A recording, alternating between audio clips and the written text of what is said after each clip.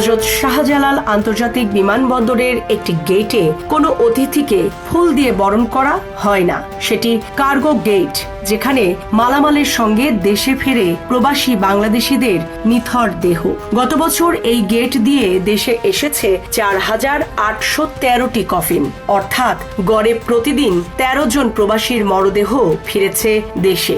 গত 3 দশকে এই সংখ্যা ছাড়িয়েছে 57,000। প্রতিটি কফিনের পেছনে রয়েছে একটি পরিবারের ভেঙে যাওয়ার স্বপ্ন, অসমাপ্ত সংগ্রাম আর অনিশ্চিত ভবিষ্যৎ। অথচ বিমানবন্দরে স্বজনদের অপেক্ষার জন্য নেই পর্যাপ্ত বসার ব্যবস্থা কিংবা ন্যূনতম সুযোগ সুবিধা। কফিন খুলে শেষবারের মতো প্রিয়জনের মুখ দেখেই শেষ হয় দীর্ঘ প্রতীক্ষা। Premium commercial space is now for rent. Featuring ample parking and excellent accessibility, this 4,200 square foot space is ready. Elevate your business and call us today. ফরিদপুরের ভাঙার বাসিন্দা হাবিব খালাসিও এমনই একজন। 2019 সালে সৌদি আরবে গিয়েছিলেন সংসারের ভাগ্য বদলাতে। মরুভূমিতে একটি পুরনো উটের ছাউনি ভাঙার কাজ করার সময় মাথায় লোহার অংশ পড়ে তার মৃত্যু হয়। পরিবারের স্বপ্নও সেখানেই থেমে যায়। বাংলাদেশ থেকে বিদেশে শ্রমিক পাঠাতে গড়ে প্রায় 4.5 লাখ টাকা ব্যয় হয়, অথচ গন্তব্য দেশে গিয়ে একজন শ্রমিকের মাসিক গড়াই মাত্র 42,000 টাকার মতো। ফলে শুধু বিদেশ যাওয়ার খরচ তুলতেই লেগে যায় প্রায় 2 বছর। এই সময়ে শ্রমিক নিজের বা পরিবারের জন্য নয়, মূলত দালাল ও ঋণের টাকা শোধ করতেই কাজ করেন।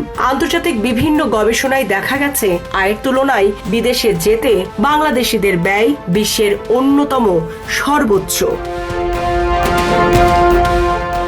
সবচেয়ে উদ্বেগের বিষয়, বিদেশে মারা যাওয়া অধিকাংশ শ্রমিকের মৃত্যু সনদে হার্ট অ্যাটাক বা স্ট্রোক উল্লেখ করা হলেও এসব মৃত্যুর প্রকৃত কারণ নিয়ে বাংলাদেশে কার্যত কোনো তদন্ত হয় না। অথচ বিদেশ যাওয়ার আগে তারা বাধ্যতামূলক স্বাস্থ্য পরীক্ষায় সম্পূর্ণ সুস্থ হিসাবে ছাড়পত্র পান। কুমিল্লার এক প্রবাসী শ্রমিক কাজী সালাউদ্দিনের পরিবারও আজ পর্যন্ত জানতে পারেনি সুস্থ মানুষটি কিভাবে হঠাৎ হার্ট অ্যাটাকে মারা গেলেন। প্রবাস জীবনের আরেকটি নির্মম চিত্র উঠে এসেছে মালয়েশিয়ায় কর্মসংস্থানের ঘটনায়। আন্তর্জাতিক সংবাদ মাধ্যমে অনুসন্ধানে দেখা গেছে অনেক বাংলাদেশি লাখ লাখ টাকা খরচ করে মালয়েশিয়ায় গিয়ে মাসের পর মাস কোনো কাজ পাননি। কেউ কেউ ভাঙাচোরা ভবনে দিনের পর দিন অপেক্ষা করেছেন অস্তিত্বহীন চাকরির জন্য। নিয়োগকর্তারা ফোন বন্ধ করে দেন, ভিসার মেয়াদ শেষ হয়ে যায় আর দেশে ঋণের বোঝা বাড়তেই থাকে। জাতিসংঘের বিশেষজ্ঞরা জানিয়েছেন 2022 থেকে 2024 সালের মধ্যে মালয়েশিয়ায় যাওয়ার বিপুল সংখ্যক বাংলাদেশি ভুয়া চাকরি, প্রতারণা ও ঋণ নির্ভর শোষণের শিকার হয়েছেন। সরকারের নির্ধারিত খরচ যেখানে ছিল প্রায় 79,000 টাকা, সেখানে অনেক শ্রমিককে গুনতে হয়েছে 5 থেকে 6 লাখ টাকা। অনুসন্ধানে উঠে এসেছে সীমিত সংখ্যক রিক্রুটিং এজেন্সিকে সুযোগ দিয়ে একটি সিন্ডিকেট পুরো প্রক্রিয়া নিয়ন্ত্রণ করেছে। অভিযোগ রয়েছে এই সিন্ডিকেটের মাধ্যমে বিপুল অর্থ বিদেশে পাচার হয়েছে। মানব পাচারের অভিযোগে সাবেক প্রবাসী কল্যাণমন্ত্রীর বিরুদ্ধেও মামলা হয়েছে এবং তদন্তে আরও প্রভাবশালী ব্যক্তিদের নাম এসেছে। বৈধ পথে প্রতারিত হওয়ার পর অনেকেই বাধ্য হয়ে অবৈধ পথে ইউরোপের উদ্দেশ্যে রওনা দেন। লিবিয়া হয়ে ভূমধ্য সাগর পাড়ি দেওয়ার পথে বাংলাদেশিরাই এখন অন্যতম বড় জনগোষ্ঠী।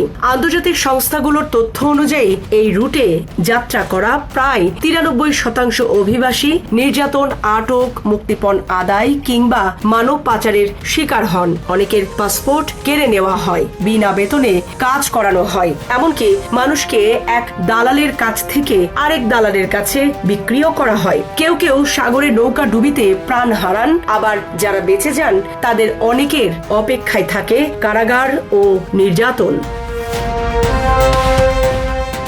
এর প্রভাব পড়েছে বাংলাদেশের আন্তর্জাতিক ভাবমূর্তিতেও। বিভিন্ন দেশে বাংলাদেশিদের ভিসা জটিলতা বেড়েছে। বৈধ ভিসা থাকা সত্ত্বেও অনেককে বিমানবন্দর থেকেই ফেরত পাঠানো হচ্ছে। সংযুক্ত আরব আমিরাত, ওমান, মালয়েশিয়া সহ একাধিক দেশ বাংলাদেশিদের জন্য ভিসা সীমিত বা স্থগিত করেছে। এমনকি আন্তর্জাতিক ক্রীড়া দলও ভিসা জটিলতার মুখে পড়েছে। অথচ দেশের অর্থনীতিতে প্রবাসীদের অবদান বিশাল। গত অর্থ বছরে তারা দেশে পাঠিয়েছেন প্রায় 35.5 বিলিয়ন মার্কিন ডলার, যা বাংলাদেশের বৈদেশিক মুদ্রার রিজার্ভের চেয়েও বেশি।